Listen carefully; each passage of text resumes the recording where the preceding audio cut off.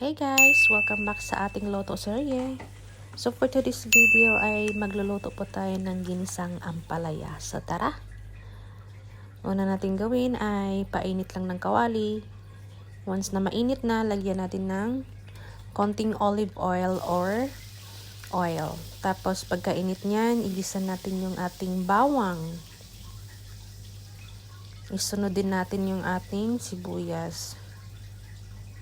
Pagkagisa ng sibuyas at bawang, maya-maya ay isunod na din natin yung ating kamatis.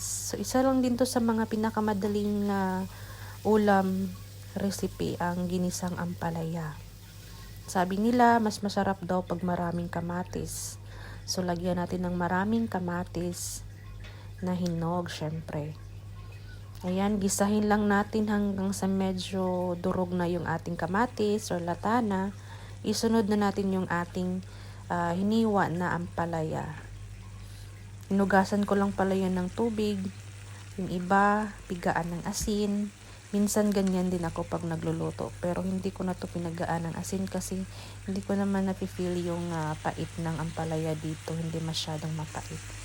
So ayan, nilagyan ko na ng pampalasang paminta at asin.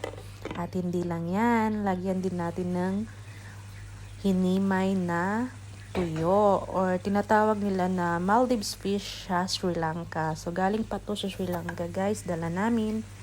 So ayan, lagyan natin para mas masarap at na-try ko na kasi to nung nakaraang luto ko. So ayan, mekos lang natin ng bahagya.